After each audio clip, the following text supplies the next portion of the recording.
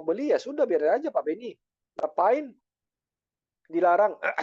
Nanti kalau kita larang, nanti dibilang sok tahu, anak kecil sok jago, sok hebat. Jadi biarin aja. Sesekali biarin aja atasan kita tuh terjeduk kepalanya, baru dia sadar. Nah, kalau seperti itu cara kita berpikir ya untuk Pak Beni nggak tepat ya. Tapi Pak Beni kalau kita kasih tahu bahwa dia keliru, dia pasti ngomel ke kita. Kita kena marah. Ya udah diamin aja. Nah, kalau itu sudah masuk ke ranahnya budaya perusahaan lah gitu. Budaya perusahaannya nggak bagus. Nah, itu teman-teman kalau menghadapi seperti itu, saran Pak Beni, tetap kita harus kasih ingat. Ya, tapi dengan cara yang sopan. Dengan cara respect. Dengan cara etika yang benar. Bukan dengan cara ngesok. Kan caranya ya, kalaupun yang kita sampaikan itu benar, tapi caranya salah, orang yang terima juga pasti terimanya salah gitu loh. Nah, itu yang kita harus paham tuh loh. Bagaimana sih cara mengkomunikasikan tadi gitu loh.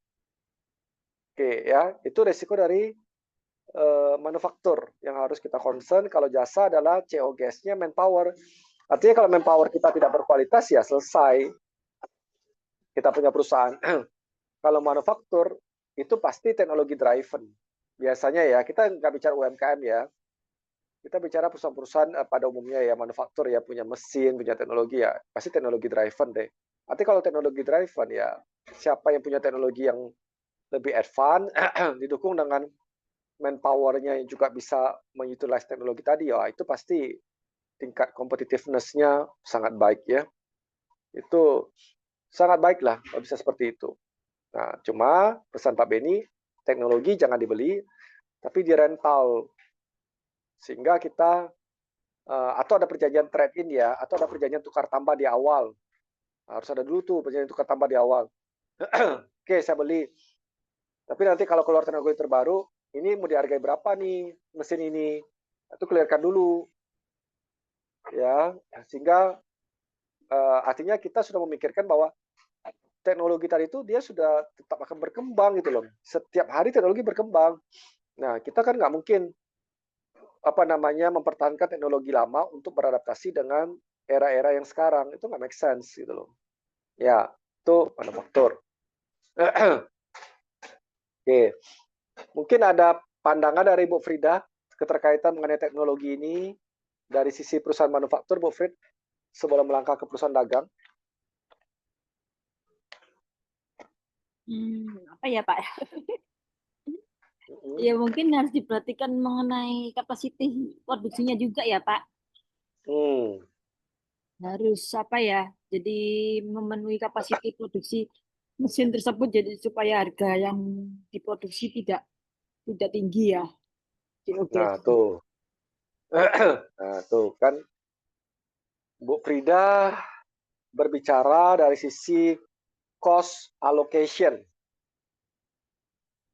Kalau mesin tadi itu bisa memproduksi 1 juta pieces selama 1 bulan, tapi kita hanya pakai 1.000 pieces 1 bulan, otomatis penyusutan dari mesin tadi, kalau kita beli juga kan, atau biaya yang dikeluarkan untuk mesin tadi, kalau kita sewa, biaya rental, itu kan pasti dibebankan ke produk.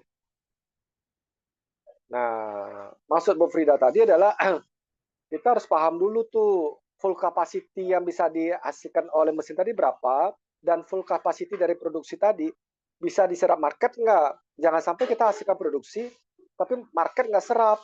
Nah, itu berbahaya. Nah, jadi sampai sejauh itu pemikirannya gitu loh teman-teman. Bukan lagi berbicara dari sisi pencatatan, akuntansi biaya itu ya. Bu Frida masuk dari sisi cost allocation yang berdampak terhadap kita punya bisnis ya, bukan hanya berdampak dari sisi harga jual tapi terhadap bisnis semuanya itu loh. Nah, jadi artinya apa teman-teman?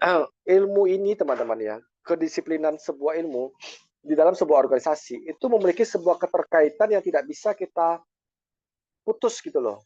Dia merupakan sebuah circle yang saling komprehensif. Nggak bisa hanya kita bicara, kayak accounting. Kamu produksi, kamu marketing, kamu bagian HRD. Nggak ada keterkaitan, nggak bisa. Apalagi kalau kita seorang accounting. Karena accounting itu harus melihat seluruh aspek. Karena kita mencatat itu adalah yang bernilai uang. Kecuali kita yayasan. Yayasan pun juga harus ada accounting yang memperhatikan cash flow. Apalagi perusahaan yang ingin profit dan sustain. Nah, artinya apa? Keilmuan seorang accountant itu harus diperkaya terus dengan berbagai disiplin ilmu di luar daripada hanya sekedar accounting doang. Nah, understanding dari sebuah bisnis proses sebelum kita mencatat, sebelum kita menganalisa, itu kita harus paham dulu. Ya, jangan sampai kita seorang accounting ya datang duduk langsung ketik-ketik depan laptop, habis itu pulang gitu loh. Jadi kita nggak mau tahu sekeliling kita, nggak bisa. Kan kita cuma catat Pak Beni, sesuai standar. Kan sudah standar akuntansi keuangan, ngapain kita mesti keliling? Betul. Kalau kamu hanya sekedar mencatat standar akuntansi keuangan, yes. Itu hanya sebatas kamu mencatat. Tapi bagaimana kamu melihat cost behavior, biaya-biaya tadi itu? Apakah ini make sense? Apakah ini punya nilai tambah atau enggak? Kalau hanya sekedar mencatat, teman-teman, AI pun, teknologi AI pun jauh lebih lebih apa ya?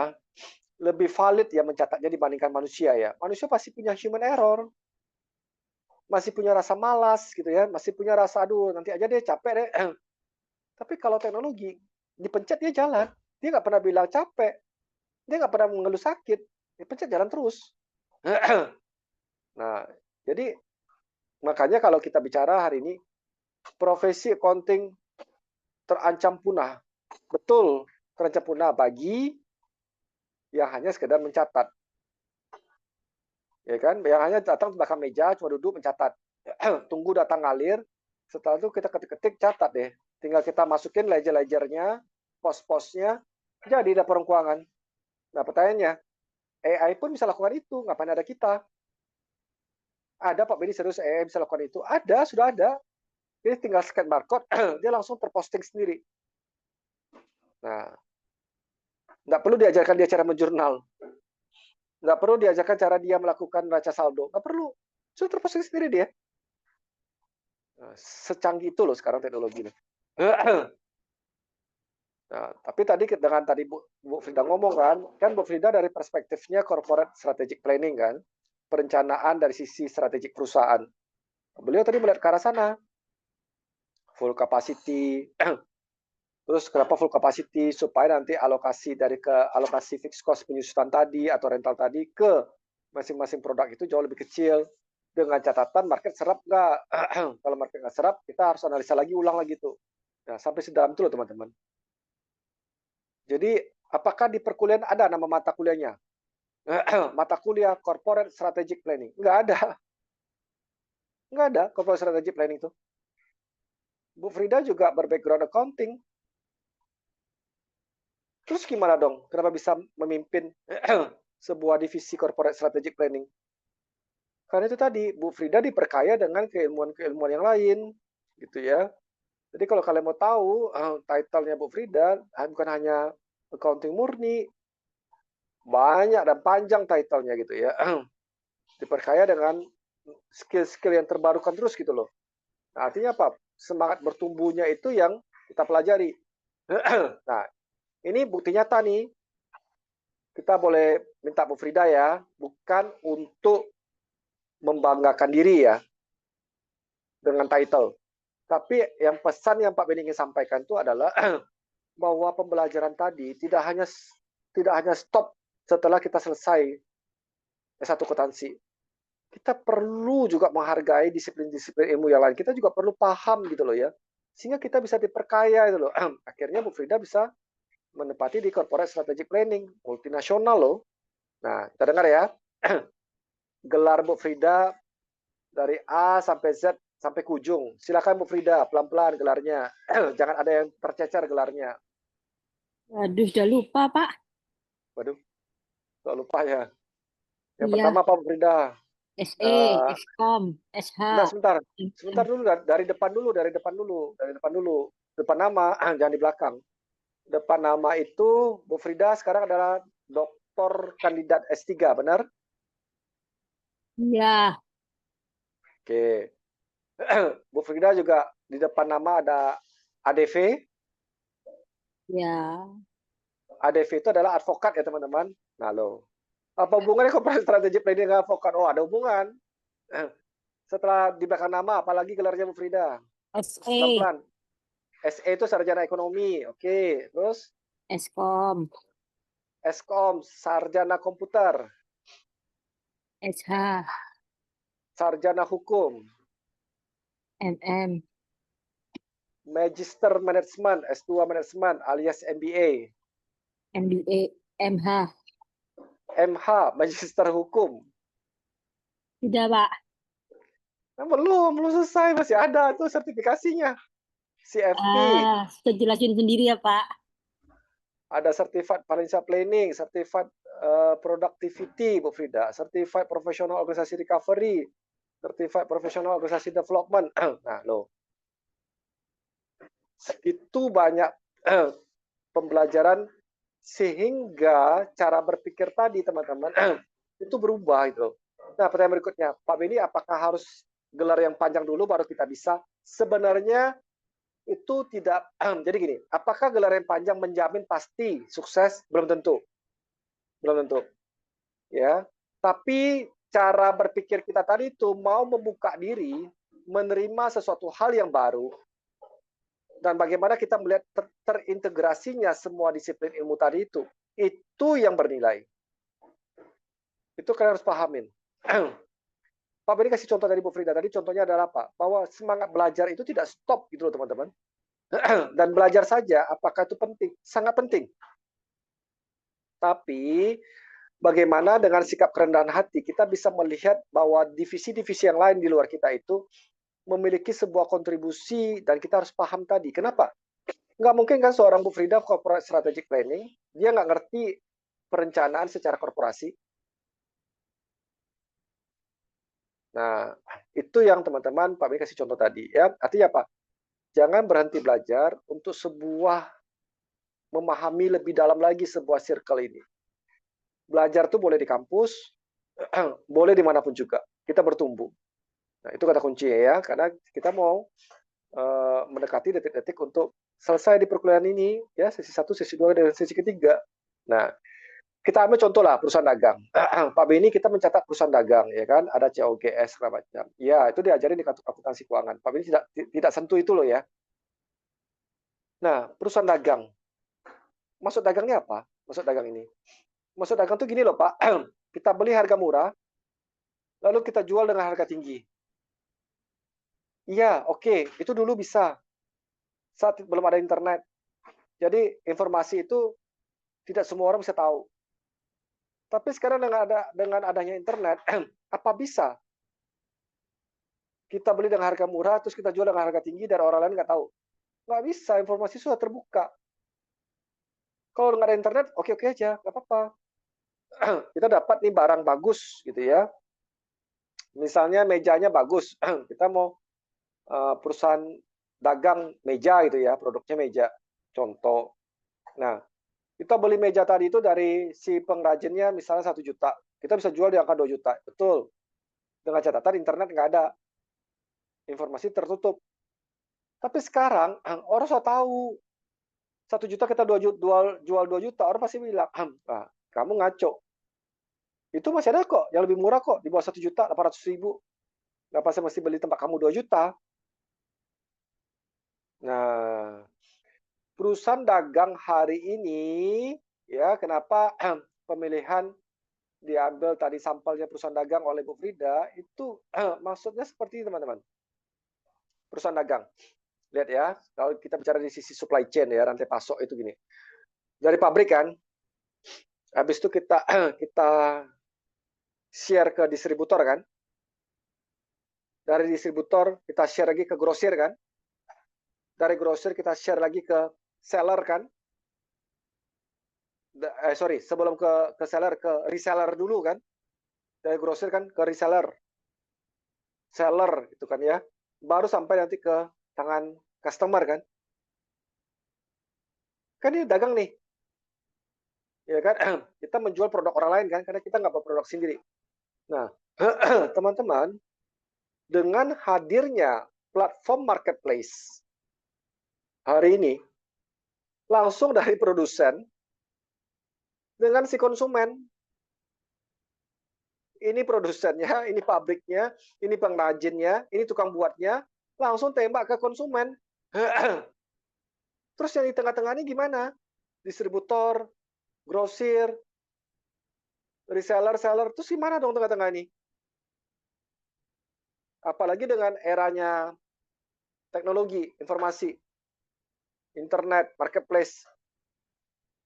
Tengah-tengah ini teman-teman, ini kalau tidak segera transform ya, dengan bentuk-bentuk yang baru, wah berbahaya. Karena bagaimana teknologi bisa menciptakan sebuah marketplace, tempat pasar yang baru itu. Kan dagang itu kan pertukaran itu kan ya, antara barang saya beli ini kasih ke sana gitu kan ya, itu kan dagang.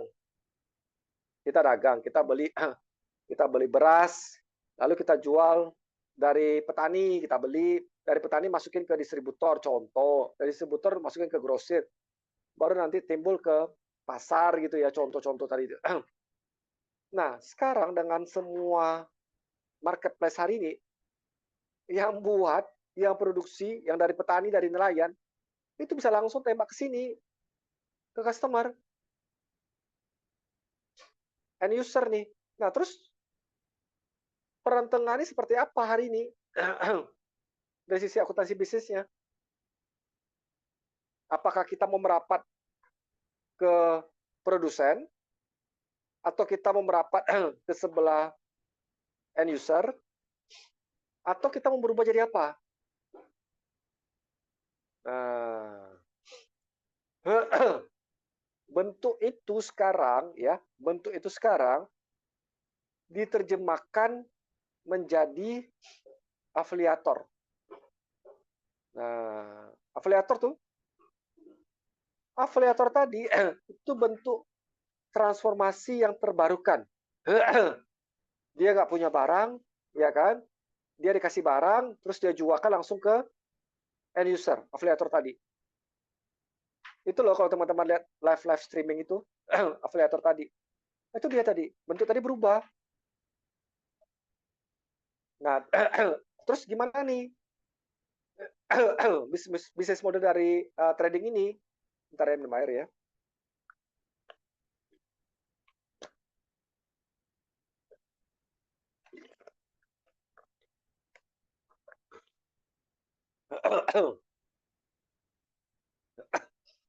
Makanya teman-teman ya, kalau perusahaan jasa tadi kita nggak terlalu bahas ya kan. Manufaktur kan jasa manpower sebagai COGS, manufaktur teknologi. Nah, trading ini mau gimana nih? Kondisi hari ini. Contohnya kita lihat apa? Contoh nyatanya nih. Berapa banyak retail brand-brand besar gitu ya.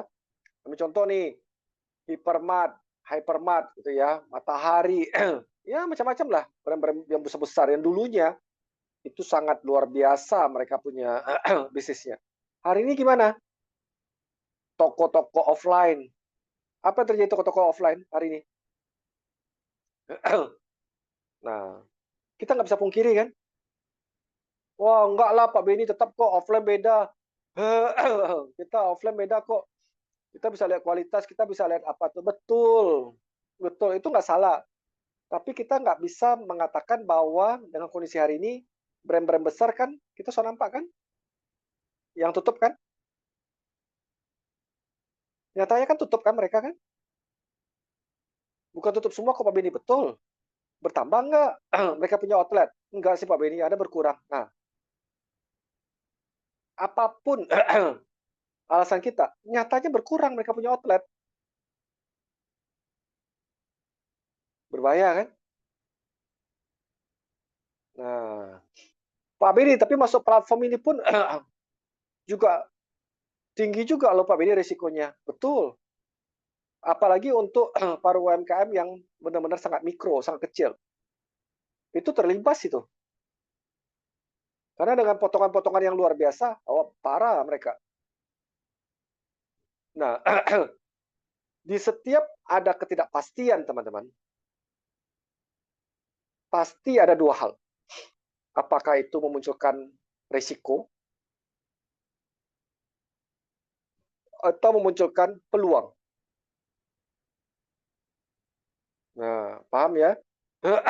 Di setiap ketidakpastian, pasti ada dua. Ada risiko, ada peluang. Nah, apakah perusahaan kita tadi itu menemui ketidakpastian akan berdampak menjadi sebuah risiko atau peluang? Itu tergantung dari kitanya. Kitanya mau adaptable nggak perubahan tadi. Kalau tidak, ya berbahaya. Banyak perusahaan-perusahaan grosir, ya kan ya, trading pakaian, kain gitu ya, ngamuk dengan hadirnya misalnya platform marketplace, ya macam-macam lah kita sebut hari ini dengan segala macam brand-brand tadi dengan penawaran yang luar biasa. Akhirnya membuat mereka tutup kan? Nah, karena kenapa? Keterlambatan untuk beradaptasi. Akhirnya muncul tuh musibah. Tapi coba kita pikir, kita nggak punya apa-apa hari ini. Kita cuma modal untuk bercuap-cuap aja. Kita bisa jadi afiliator toh. Munculnya sebuah profesi baru kan. Nah, organisasi perusahaan mau gimana nih merespon ini? Apakah tetap bertahan dengan ego? Atau mau seperti apa? Nah, itulah cara dan bagaimana kita berpikir sebagai seorang akuntansi bisnis. Bukan mencatat hanya sebatas jurnal entry. Kita harus paham itu, teman-teman. Nah, terus solusinya gimana Pak Benny? Macam-macam orang meresponnya ini. Macam-macam responnya ya. Ada bilang pakai omni channel. Omni channel itu O2O. Apa tuh O2O? Offline ke online, online ke offline. Ya itu kan cara beradaptasi kan ya. Kita mau beradaptasi seperti apa itu loh. Nah, kalau Pak Beni hari ini cara beradaptasi adalah cuma satu. Bagaimana kita berada di tengah-tengah tadi. Kita yang berada di tengah-tengah tadi. Kita membangun ekosistem marketplace-nya. Kita membangun ekosistemnya. Kita membangun komunitasnya. Nah, dari komunitas tadi itulah kita berikan sebuah treatment diferensiasi. Contoh, oke, kalau misalnya kalau produk ini kamu silakan beli di marketplace yang besar itu nggak apa-apa. Kalau kamu mau mencari harga murah, ya kan, free ongkir atau diskon yang sangat besar. Tapi kalau kamu masuk ke ekosistem komunitas yang Pak Beni bangun, kamu berkontribusi untuk pertumbuhan bisnis UMKM kita, asli UMKM. Kita bangun ke arah sana. Nah, mencari celah tadi, mencari ruang untuk kita bisa fight di tengah-tengah raksasa-raksasa dari marketplace ini. Itulah yang kita sebut dengan akuntansi bisnis. Karena kita lihat data, kita lihat bisnis. Nah, akuntansi bisnis itu lebih cenderung mempelajari sebuah strategik gitu loh. Bagaimana kita bisa tetap sustain. Jadi bukan keuangan loh ya. Beda nih akuntansi keuangan, akuntansi bisnis. Kalau akuntansi keuangan ya uang gitu loh. Kalau akuntansi bisnis, bisnis itu tidak hanya uang. Tapi bisa menciptakan sebuah perbedaan dan nilai tambah yang baru. Nah, itu yang kita lihat. Sampai sedalam ini Pak Beni? Iya. Jadi nggak cukup dong Pak Beni, kita hanya mempelajari sebatas yang ada di kampus. Tahap pertama, berikan dulu fokus kalian ke lulus dulu untuk perkuliahan ini ya. Lulus dulu dengan nilai yang sangat baik ya, dengan etika yang benar, moral yang benar. Itu penting. Tahap kedua, in parallel, kalian bisa belajar dari mana saja, dari mana sumber apapun juga gitu loh. Memperkaya diri sendiri gitu loh. Nah, jadi kalau kalian, Pak, saya tidak hobi belajar, Pak. Saya hobinya cuma hangout, Pak. Ya nggak apa juga. Salah nggak? Nggak salah lah. Emangnya Pak Benny nggak ada hangout? Emangnya Bu Frida nggak ada hangout? Ada. Emangnya Pak Benny sama Bu Frida nggak ada burnout? Ada. Emangnya Bu Frida nggak pernah me time? Sering. Tapi kita harus bisa manage itu semua itu loh. Jadi jangan pada saat kita me time kita campur-campurin lah ya dengan apa segala macam tadi. Nah, cuma porsi tadi penting Pak, teman-teman kita harus paham ya. Alokasi waktu untuk me time kapan gitu ya. Boleh nggak kita burn out? Boleh-boleh aja lah. Stres maksudnya burn out tadi itu. Stres, healing ya. Kalau bahasa kita sekarang kan healing. Kita butuh healing, boleh nggak healing? Boleh. Siapa larang nggak boleh melarang kita untuk nggak boleh healing? Boleh lah. Tapi kalau healing terus-terusan, ya nggak apa juga. Kalau kita punya saldo yang sangat tidak terbatas digitnya di simpanan kita, ya healingnya terus-terusan nggak apa-apa. Tapi kalau kita tahu ada orang tua kita di rumah yang sedang menantikan berkat dari anaknya dan selalu mendoakan anaknya itu membawa pulang berkat. Apa kita tega menukar healing kita dengan air mata dari orang tua kita yang selalu setiap hari mendoakan kita? Itu pilihan. Nah, kalian bisa melihat walaupun kita kuliah akuntansi bisnis 3 sesi, tapi insight-nya kalau kalian dengar lagi gitu ya. Jangan cuma sekali dengar ya siaran ini yang rugi kalian. Ulang terus kalian dengar, ulang terus kalian, bukan untuk menghafal ya. Semakin kalian ulang, kalian semakin mengerti, mendapatkan sebuah insight. Sekali kalian dengar, pasti kalian akan ngomong seperti ini. Waduh, ini Pak Benny ngomong apa sih? Ini mata kuliah apa sih sebenarnya? Pasti seperti itu. Sekali dengar. Yang kedua kali kalian putar lagi channel ini, pasti kalian ngomong, oh gini ya. Itu yang kedua kali tuh. Yang ketiga kali, oh berarti saya harus berubah. Nah, yang 4 kali, saya bukan hanya harus berubah, saya harus take action nih. Karena accounting itu tidak hanya sekedar mencatat rupanya. Ada sisi yang lebih besar daripada hanya sekedar mencatat transaksi keuangan. Ada sisi yang besar daripada kita hanya memperhitungkan akuntansi biaya. Ya, itu yang Pak Beni harap kalian mengerti di sana. Ya, insight dari salah satu contoh perusahaan trading ini. Ya, kenapa Bu Frida mengangkat dan Pak Beni mengangkat tema ini akuntansi trading, tujuan untuk itu. Semoga kalian bisa menangkap insight ya di kuliah sesi 3 ini yang cukup dalam ya. Sebelum berakhirnya kuliah sesi 3 ini, sekali lagi kalau mau diskusi ya, mau diskusi lebih lanjut, mau sharing, mau apapun lah ya. Feel free ke nomor WA Pak Beni 0821 41 03 06 57 ya 0821 41 03 06 57. Oke ya. Teman-teman semuanya, Pak Beni tahu Pak Beni manusia biasa ya, dari kuliah sesi 1 sampai sesi ketiga. Pasti banyak kesalahan ucap, pasti banyak kesalahan dari contoh-contoh, pasti banyak kata-kata yang mungkin kurang tepat. Pak Beni berharap kalian bisa memaafkan itu ya. Tapi kalian bisa mengambil sebuah insight yang positif. Oke. Dan Pak Beni berharap kalian bukan hanya mendapatkan nilai yang terbaik untuk mata kuliah akuntansi bisnis ini, tapi kalian juga mendapatkan yang terbaik dari sisi pertumbuhan profesional kalian, pertumbuhan kalian punya moral, pertumbuhan kalian punya integritas ya. Sehingga kalian bisa menjadi sumber saluran berkat yang pertama kali untuk keluarga, untuk orang tua, ya, untuk keluarga kecil kalian nantinya yang akan kalian bangun dan untuk banyak orang gitu ya. Biarlah kita dipakai Tuhan sebagai saluran berkat ya. Itu yang paling penting ya, bukan masalah kaya atau miskinnya. Kita mau dipakai nggak sebagai saluran berkat? Kalau kita mau pakai sebagai saluran berkat, ayo kita mengerti kuliah sesi 1 sampai sesi 3 tadi semua tadi adalah menjurus ke arah sana ya.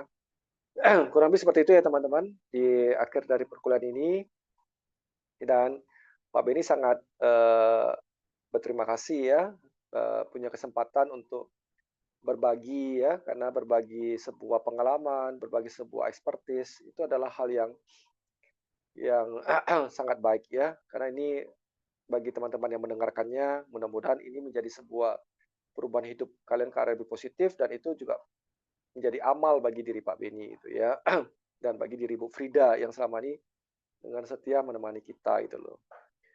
Oke, akhir kata Pak Beni juga mengucapkan terima kasih ya kepada Bu Frida yang sudah menemani kita di 3 sesi perkuliahan yang cukup panjang ini ya, di setiap Sabtu, 3 kali Sabtu ini, dan dengan beberapa tadi sharing singkat dari Bu Frida yang luar biasa, itu coba kalian pahami ya, coba kalian pahami tadi ada beberapa kali Bu Frida tadi menyampaikan, coba diulang-ulang, pahami, dicerna ya. Nah, itu merupakan insight yang real gitu loh. Ya. Oke Bu Frida, terima kasih banyak Bu Frida, terima kasih teman-teman mahasiswa-mahasiswi semuanya. Tetap sehat selalu, tetap menjadi anak yang berbakti, ya, tetap menjadi saluran berkat bagi orang lain. Sukses selalu buat kita semua. Amin. Ya, makasih Pak. Thank you Bu Frid.